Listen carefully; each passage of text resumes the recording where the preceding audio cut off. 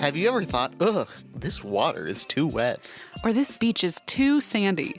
My name's Christine. And my name is Zandy. And we're the hosts of Beach Too Sandy, Water Too Wet, a podcast where we do dramatic readings of the most wild and off-the-wall reviews on the internet. We find the funniest, real reviews about everything from Vegas weddings, matchmaking services and Trader Joe's, to caves, toddler beds, and Spirit Halloween.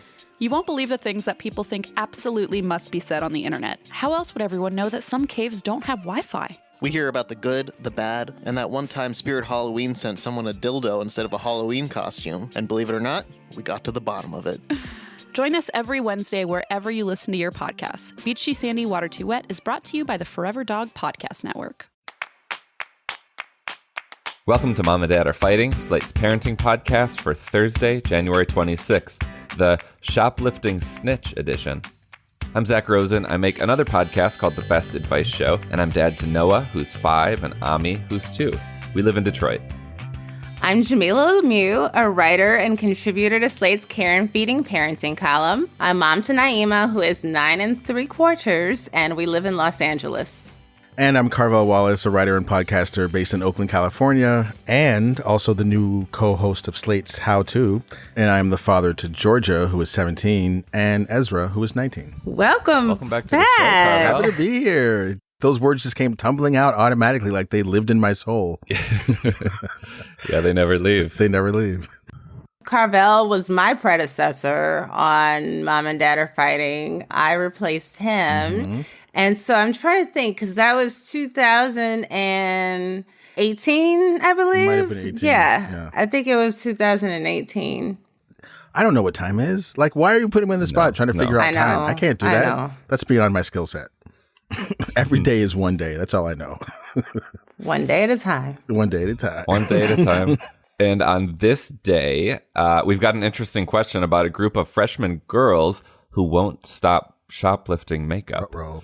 Our letter writer is mulling over if she should let their parents know or if she should just keep quiet. Then, if you're sticking around for Slate Plus, we're going to dive into the great sleepover divide. Here's what you'll hear if you have Slate Plus. Jamilah said it before, there's this weird like letting go that is the long game of parenting. It's like you let go of the rope piece by piece, bit by bit. And sometimes the moment of letting go is like you're afraid and you're not sure about it, but you still do it. And I did that with my kids. I don't know if it was always the right decision. I mean, Ezra told me recently that when I sent him to a sleepover one time at this kid's house, they all snuck out. They were like in 4th grade. They all snuck out and went to Jack in the Box at like midnight, which is like and I just was like, you and your dumb friends were like wandering around in the middle of the night. You know what I mean? Like, that's a terrifying thing. But the thing is, when I look at my own childhood, I was doing all kinds of stuff that if my parents knew I was up to, they would be terrified. That's part of the thing of it. Being a Slate Plus member means that you get a bonus segment from us each week, unlimited access to the Slate website, and perhaps best of all, 0 ad interruptions. You can sign up for Slate Plus now at slate.com/momanddadplus. Okay, we're going to dive into our triumphs and fails of the week, but not before a quick break. See you back here in a second. Millions of Americans experience thinning hair. It's more than common, it's normal, but it's not openly talked about, especially amongst women. Going through it can feel lonely and frustrating. Nutrafol is the #1 dermatologist-recommended hair growth supplement, clinically shown to improve your hair growth, thickness, and visible scalp coverage. Nutrafol supports healthy hair growth from within by targeting the 5 root causes of thinning: stress, hormones, environment, nutrition, and metabolism through whole body health. Nutrafol has 3 unique formulas to support women throughout all stages of life, including postpartum and menopause. Each formula is physician formulated using natural, drug-free, medical-grade ingredients in consistently effective dosages, so you get the most reliable results. You can grow thicker, healthier hair and support our show by going to Nutrafol.com and entering the promo code MOMANDDAD to save $15 off your first month subscription. This is their best offer anywhere, and it is only available to U.S. customers for a limited time. This podcast is brought to you by Progressive Insurance. Most of you listening right now are probably multitasking. Yep, When you're listening, you're probably also driving, cleaning, exercising, or maybe even grocery shopping. But if you're not in some kind of moving vehicle, there's something you can be doing right now. Getting an auto quote from Progressive Insurance. It's easy, and you could save money by doing it right now from your phone. Drivers who save by switching to Progressive save nearly $700 on average, and auto customers qualify for an average of 7 discounts. Discounts for having multiple vehicles on your policy, being a homeowner, and more. So just like your favorite podcast, Progressive will be with you 24/7, 365 days a year, so you're protected no matter what. Multitask right now. Quote your car insurance at Progressive.com to join the over 29 million drivers who trust Progressive. Progressive Casualty Insurance Company and Affiliates. National average 12-month savings of $698 by new customers surveyed who saved with Progressive between June 2021 and May 2022. Potential savings will vary. Discounts not available in all states and situations. All right, we're back. Carvell, would you like to go first? Yes, I'm going to go with a fail because they're so much more interesting than triumphs. This has happened a few months ago. As some of you may know, my son Ezra has graduated from high school and moved to New York City. He's not in college. He just decided to move to New York City, saved up a bunch of money from his various jobs, and he decided to go there and just take a crack at life. He doesn't really have a plan. He's got some subsidized housing through a family friend for now, and he's just out there doing it. And it's terrifying, but I also, what are you going to do? Like, I'm happy for him. So, I was out there visiting a couple months ago, and he's living in this apartment, and he's got nothing. His cans of beans are on the floor. I mean, he's living, like a 19-year-old living or something. So at some point, I said I developed this plan that I was going to take him shopping at IKEA and at the grocery store, and I was going to do this big thing where I was going to set up his whole space for him. And I had been at IKEA the day before, and I was picked out some shelves, and this will be good for the thing, and this will be good for a pantry. I had this whole vision. So I told him, yeah, tomorrow, son, leave your day clear. You and me are going to go to IKEA, and we're going to go to the grocery store. We're going to get everything done. It's going to be this thing. And he's like, okay, Dad, sure. And I have this vision in my mind that it's going to be this great day of father-son bonding, setting up. We're putting together lamps. We're putting together dressers. We're laughing. We're bonding. And all of my excitement, I failed to notice that he was kind of resistant and maybe even a little quiet about stuff. He just wasn't as excited as I thought he was. And so finally, at some point, we got to these little IKEA carts that were $19 a pop that I just knew up and down were going to be the key to making his whole kitchen work. And I was feeling so proud. I've lived on my own since I was 17 years old. Okay. I'm 48. And so I have a lot of pride in my ability to be a functioning adult. Even when the kids were little, I was a stay-at-home dad. I ran the kitchen. I'm Mr. Homemaker, and I have all this pride in it. And I was just so excited to pass this on to my son, And so I didn't notice that he was kind of resistant. And so when I whipped out the plan about these IKEA, sort of rolling cart things that he could use as a pantry, he was just well, why do I need those? And I'm because you do. And he's but why? And this little fight started, and it turned into this big fight. And I could not figure out why this kid was mad at me. I'm paying for everything. I'm sharing all this knowledge. What is it? And we're the tensions are getting high, and we haven't fought in a long time because at a certain point I just started treating him like you're an adult. I'm not going to fight with you anymore. You know what I mean?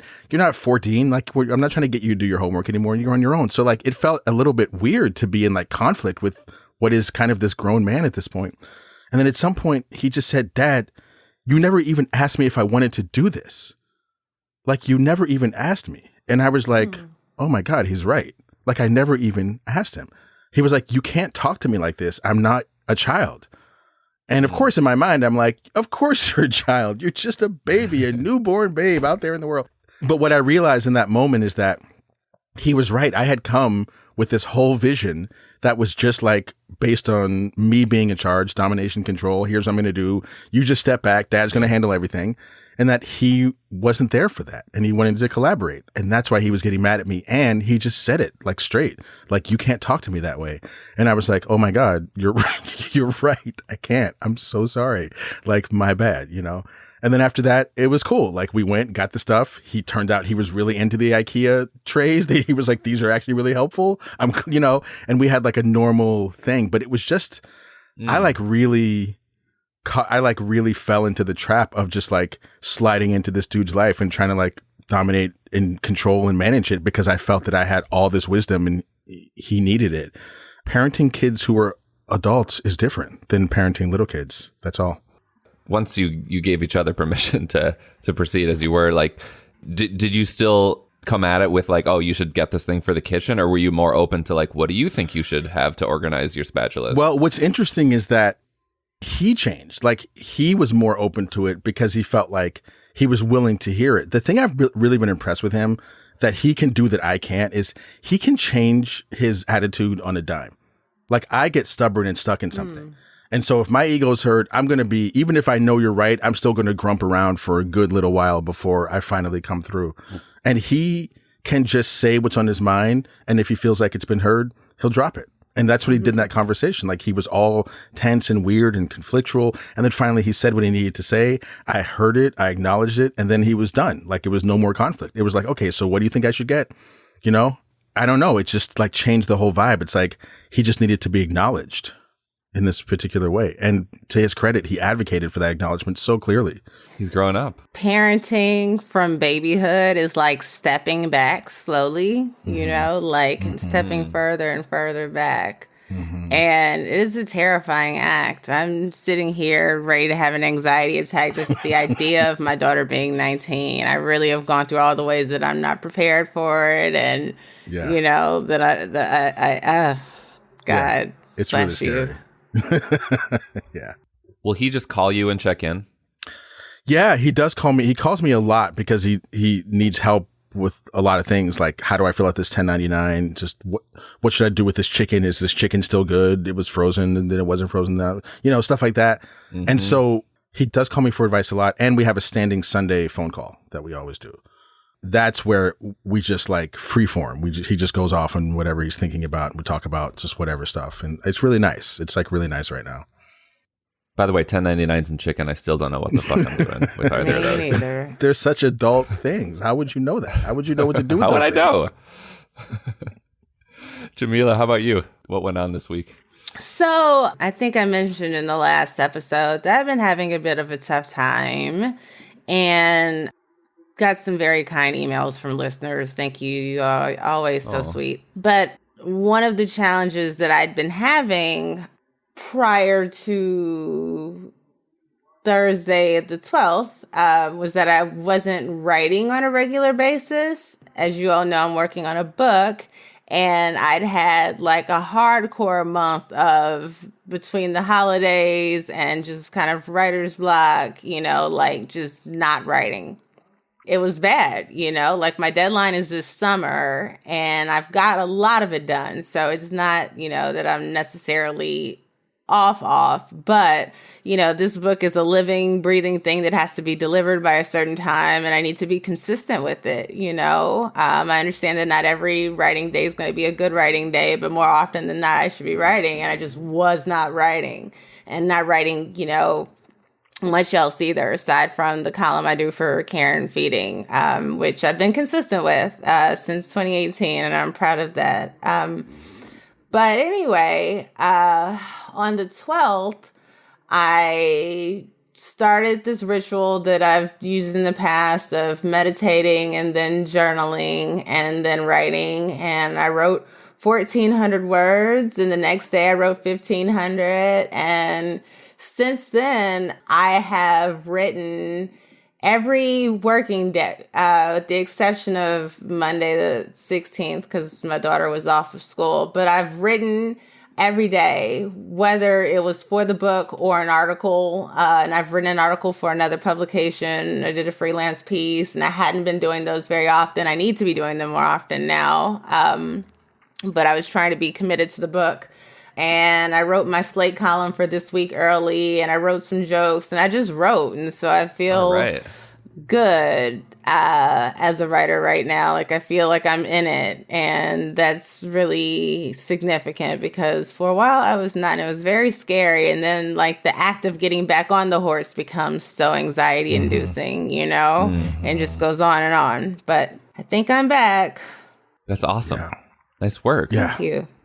I super relate to that. It is really hard especially after a long period of not writing, to get back on. Like every time I don't write for like a couple of days, a week or so, I start writing and I'm like, wait, what are words? Like, how do you write? What's the sentence? I have no idea what's going on.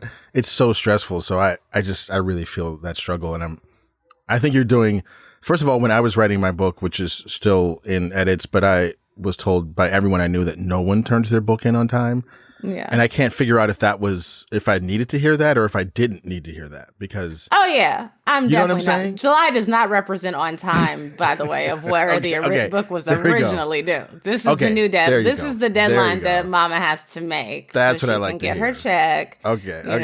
Right. Yeah. Because becomes the other thing is that you don't get the check and now you're out here broke. And then you have to keep taking, this is what happened to me. And then I had to keep taking freelance articles that I was like kind of so on because I needed to keep the lights on, which then got in the way of me writing the book, and it becomes this cycle. So I'm there with you. That's all I got to say about that.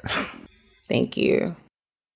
I have a little triumph in the wake of a bit of a failure. As our listeners know, Ami, especially my 2-year-old, but Noah even sometimes too, has trouble sleeping. And last night was one of those nights where it was like Noah was up at 12:30 and then Ami was up at 1:30, then Noah was up at 2:30. They were just trading off being a pain in the butt. Yikes. You know? And fortunately, neither of them were sick. They just like weren't sleeping well. We've gotten back into not a great habit of Ami he can like sleep till 4, and then we go in there when he starts crying and he like won't let us leave. He's like, lay down. And it's so cute and he's so cuddly. And then if we try to leave, he'll just like wake right back up. So like one of us is like sleeping in there with him from 4 to 7, which isn't great for his sleep training, but it's kind of nice. So it was a pretty sleepless night.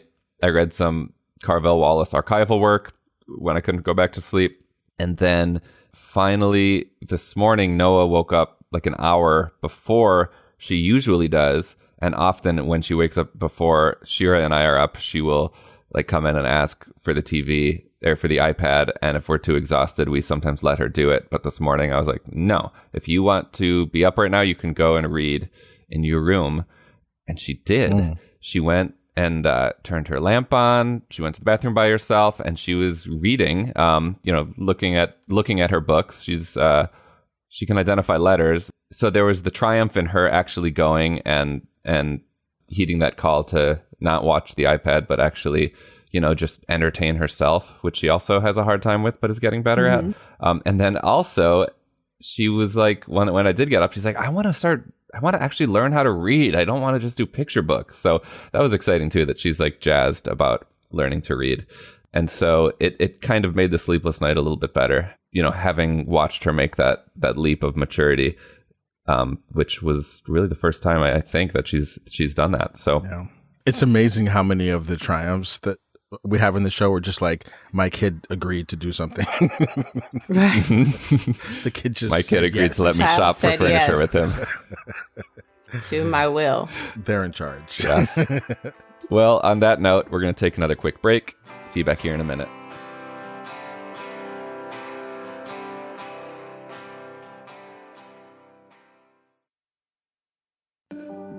It's hard to stick with working out. I haven't had a viable exercise routine where I'm actually doing something multiple times a week until very recently, like the last 6 months or so. And truly, honestly, I owe it all to Peloton.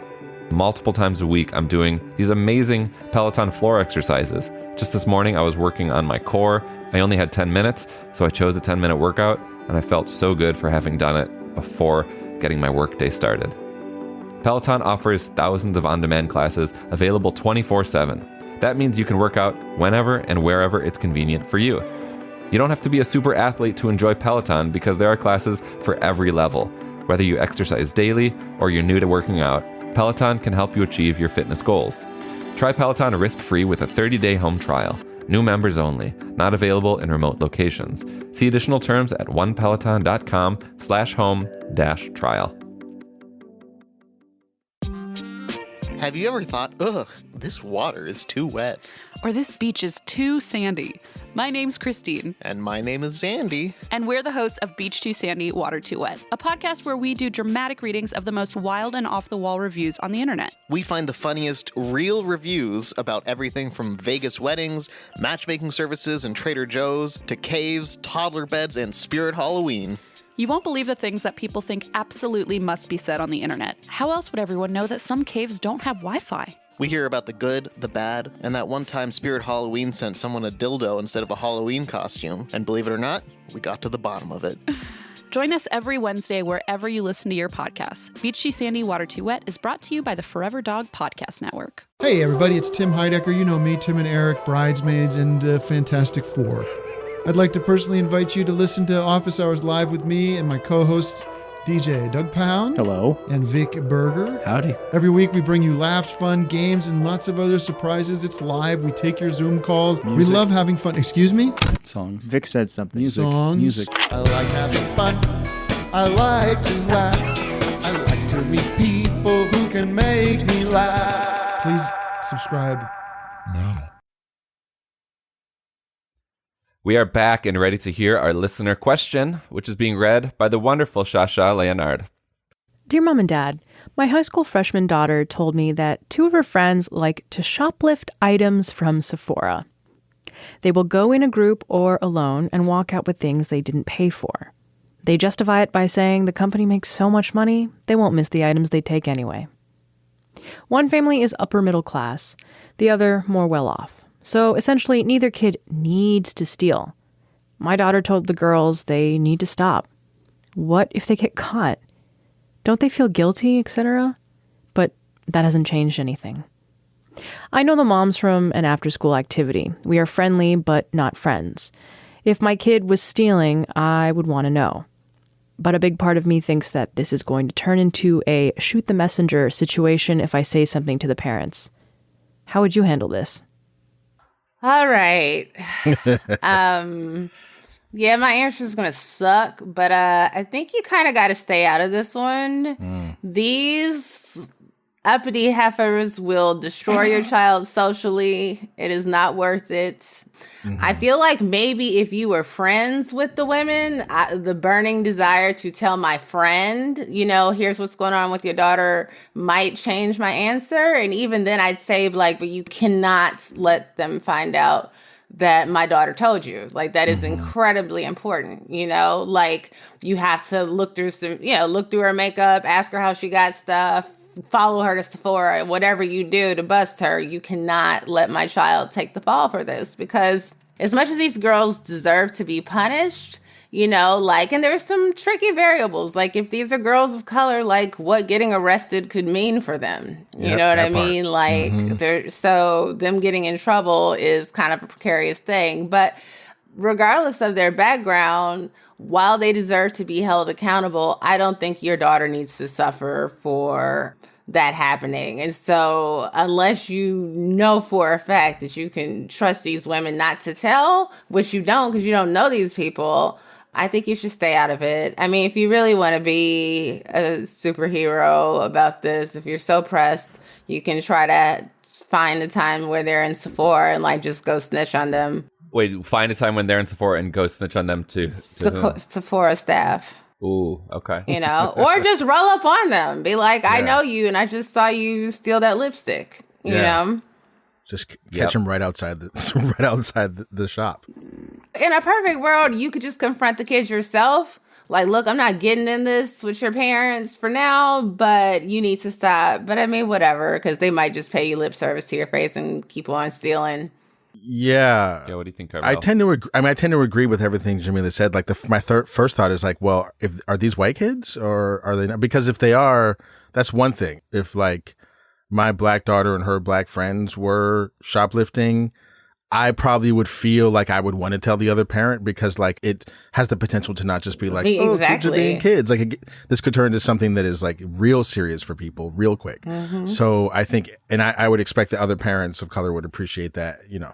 But no, Jamilah's exactly right. Like this thing where one kid becomes like the snitch in a group and the other parents find out because of one kid, that like the repercussions of that go on forever. And I know this from experience because we had that exact same thing when my kids were in their teens and something was going on and my son mentioned it to me and it was like troubling. So I mentioned it to a parent, and then the parent like A, reacted terribly, but B, my son just experienced just years of like everyone being like, you can't fucking tell him anything. He'll fucking tell his dad right away, blah, blah. And I just was like, oh, my bad, son. Like my bad. And it was like, it was a safety situation. So I still feel fairly okay about mentioning it. But I did see how that ostracized him for a long time. And yeah, you don't want it, your daughter doesn't deserve that. This is assuming your daughter's not out there shoplifting too, which everyone, it's always the other kids. It's never your kid. It might be your kid too. I mean, I tend to think that shoplifting in general from like a huge corporation is like, people may kill me for saying this. I don't think it's like the worst thing in the world for a kid to do. It's not ideal, but I also don't think it's like something where there has to be an immediate intervention. I would mostly leave alone. I would tell my daughter, like, if I ever catch you doing this, there's consequences. I'm not leaving that alone. So just be on your guard. But outside of that, like, these kids are going to do what they're going to do. And if they end up having to like deal with security and having authorities get involved, then that's kind of on them. Yeah. I mean, the big factor, like you mentioned, Jamilah, is that this parent is not friends with the people. I think it would be a totally different situation if they were. And also it does seem, of course, we don't know if the daughter's telling the truth, but it seems like your daughter is telling the girls they need to stop. What if they get caught, etc. That like, that's a triumph. Your kid's not stealing. Your kid is, has a sense of ethics there. So if that's true, then like, I don't know, you're kind of coming out in a good spot there. And it's good to know that your child, I mean, again, if they're being on the up and up, now you two plant that seed in my head. I'm like, I didn't even think about that. This kid could be in on it, This kid.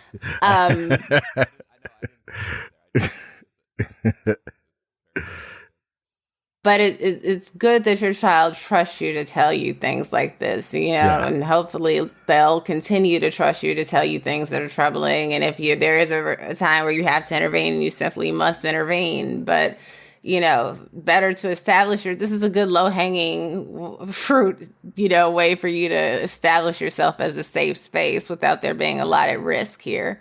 Yeah, I want to echo that. That does indicate that like you have a fairly good relationship with your kid, that they would bring this up and they would like, have this conversation with you and seek your input and advice on that. Cause that's really what it is. And when I say the kid might be in on it, I don't know that like necessarily the ringleader, but oftentimes my experience with teenagers is that they will tell sort of 80% of the truth, but there'll be a little extra 20% that they keep in the back pocket. And, so like that could be the case here too. So not to suggest that this kid is like secretly some kind of criminal mastermind, but the kid's self-reporting has them as like this angelic figure, like, how dare you in the eyes of the Lord, like steal, you know what I mean? And it's like, maybe it's a little bit more complicated than that, but on the whole, the kid is like trying to do the right thing and is unsure how to handle this situation. And so is the parent. And I think you kind of have to leave it alone and just worry about your own kid and make sure your kid knows that there will be significant consequences if they get further into this. Pay attention to your child's makeup collection, just be aware of what's there and, how much you're giving them, if they have an after school job or not, like how they might be acquiring makeup.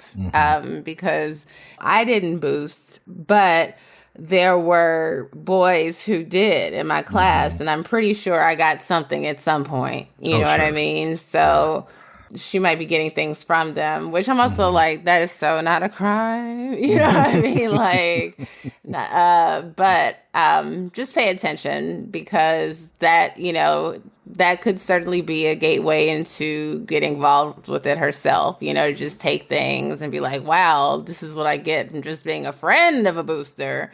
Imagine if I started taking things myself.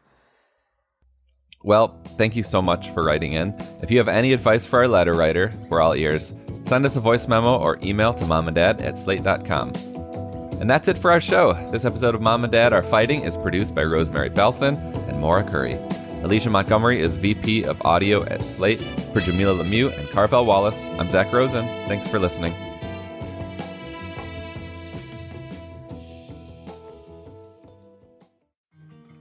It's hard to stick with working out. But with a variety of products and classes, Peloton makes finding the motivation easy. Peloton has the best playlists and tons of different music genres. Whether you're in the mood for a 90s pop ride or a soulful power walk, Peloton's got you covered.